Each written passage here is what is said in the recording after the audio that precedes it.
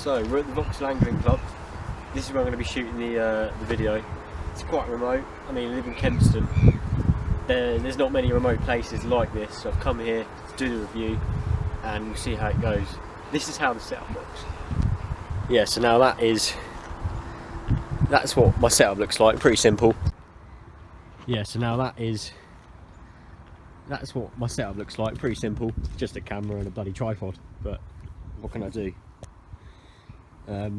Yeah, this isn't really a video camera, but I don't really want to be using my phone out here. As you can see, I think the phone costs 3 times as much as the camera. So I'll be using the phone very, very briefly, for little bits. So that's what we're using it for.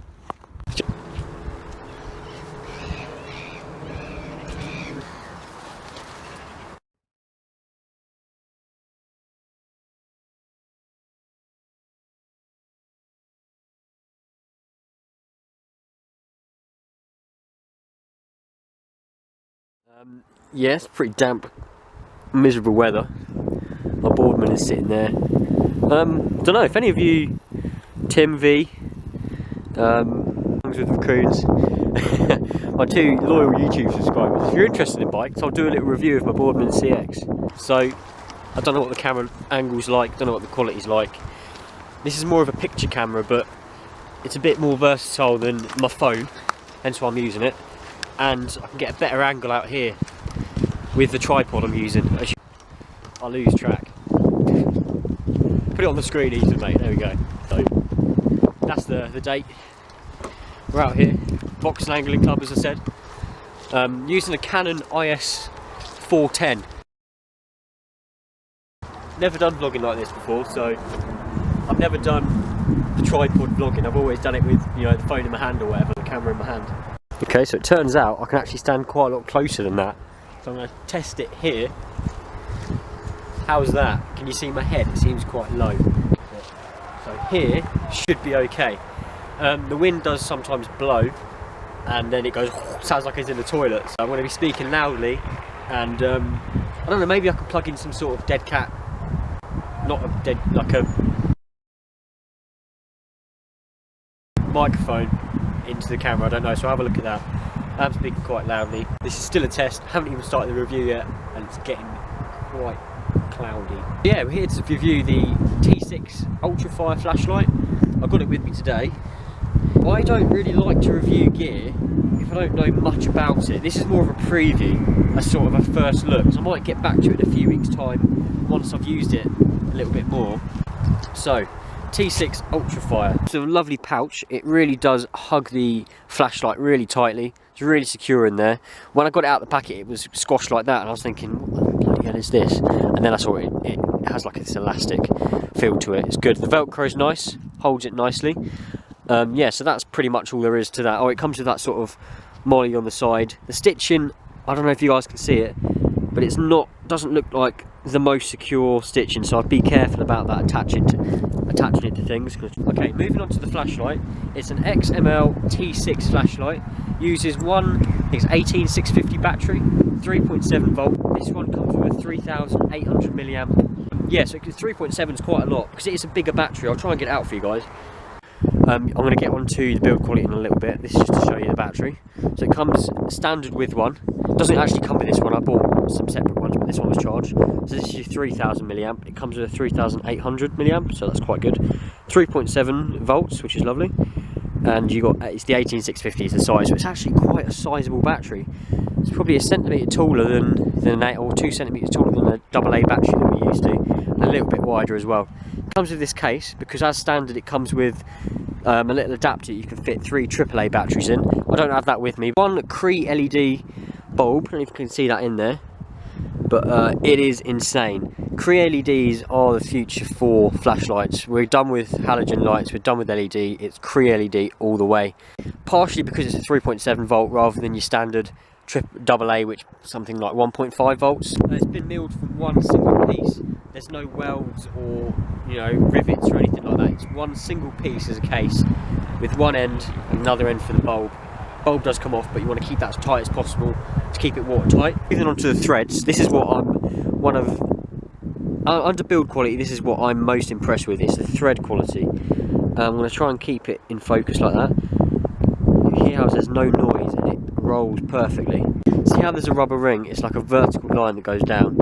That is some really high quality rubber, I've noticed. It's all lubricated, so when you do squeeze it together, when you obviously fasten it and squeeze it together, the seal is just tight. There's no way any water's going to get in there. Thread quality as well, how they've milled it, is fantastic. It fits together so well, and that is a key feature to the build quality of this torch. Obviously you can spend 60-70 quid on a torch and it will come as fantastic quality, but that's 60 or 70 pounds. This was a mere 15 pounds. So we've talked about factors that are really good. Obviously you'll see the performance in a little bit when it gets dark, after I finish work, which I'll get to in a second. I'm going to come back out here and we'll see how it performs in the dark, which is where it matters. Things that aren't so great, things that we can talk about now that aren't performance related. So it comes with chargers and it comes with a battery. It comes with a battery, which is fantastic. The second negative thing that I want to pick on, it is me being picky, but it's something that needs to be touched on, are the chargers that it comes with. They're quite plasticky, they feel quite cheaply built.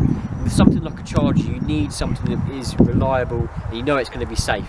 Like, I wouldn't leave the battery charging overnight if I were you, because it doesn't feel, it might meet standards of wherever you're from, American standards, British standards, European, wherever, but I wouldn't leave it charging overnight. It doesn't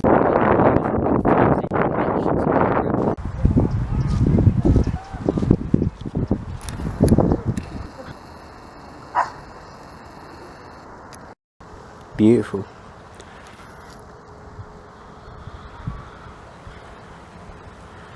So this is where I'll be coming to film the review. It's quite nice. I used to come here a lot with my cousin Toby. It's a lovely area to sort of review my flashlight. Maybe somewhere like here, we'll see how it does in the water, but it's so barren, there's hardly anyone around.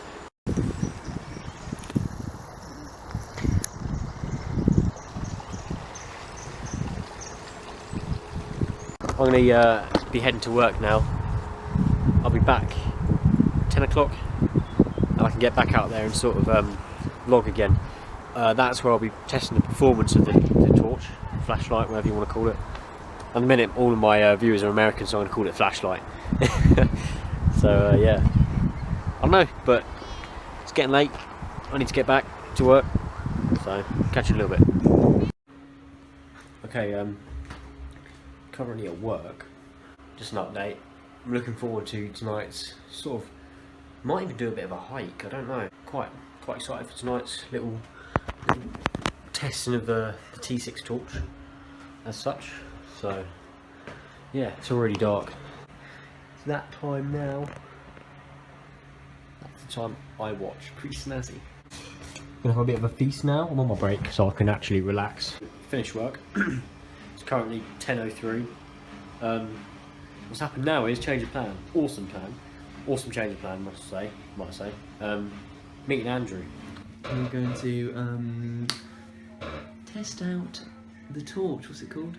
We call them torches here in England, but yeah, you guys call them flashlights. So we're going to say flashlights, just to please everyone, because we know what flashlights are. Yeah, but there is only one way to kind of review the performance of the torch, as I said earlier, and that is in the dark. By going exactly in the dark, what it's used for. So you want to call transaction. So this is going to be us walking there. You go. Right. Sorry. Here we are at Kempston Mill area. The river. Oh, it's the Vauxhall Angling Club where I was yesterday. Oh right, that's the official term. Yeah. You can see. Oh, look at the floor. Oh my god. You really can. It is insane. That is. If you look with your own eyes rather than the camera, look at that. And then I use the floodlights. And you can see this is going to be a bit more. That was how much? How much was that? £15. I understand the camera can't see much. Do apologise. I'm sure there's some sort of exposure night setting we can do, but it's going to be more of a verbal review. Here's the T6, XML T6 UltraFire. We're currently running on 3.7 volt. I think this is the 3800 milliamp battery we've got in there now. I've got two more. The UltraFire battery. This is the 18650 size. Yeah, so running on 3800 milliamps at 3.7 volts. That will last you a long time. I've also got one more 3.7 18650, just 3000 milliamps. So still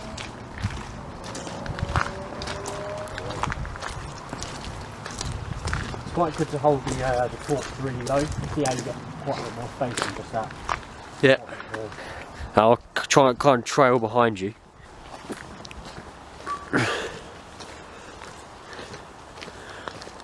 Did you want to use the T6 and I'll use the little one? Right. Yeah. How do you like do that thing you do? You sort of, so you stop for a second. So if you, what you do is you clasp it and you have this torch at this angle from the top here. Yeah, you have to see it in the torch in the camera as well. Look at, so we've got flood range, which is the really wide beam. Yeah. And then as I push it forward, extending it, you get a focused beam like that. That focused beam will literally go on for a few hundred meters and you'll be able to see clear as day. The flood will do almost 180 degrees all the way up as well, so that's full radius. Doesn't throw as far. Throw is like a technical torch term. Yeah. Doesn't throw as far, but it's definitely good. You can see exactly what you're doing. Gives you quite a nice surround, so you know what's around you. It's quite nice, yeah. So that's how you operate it. Just nice. Compress it for flood and extend it for a focused beam.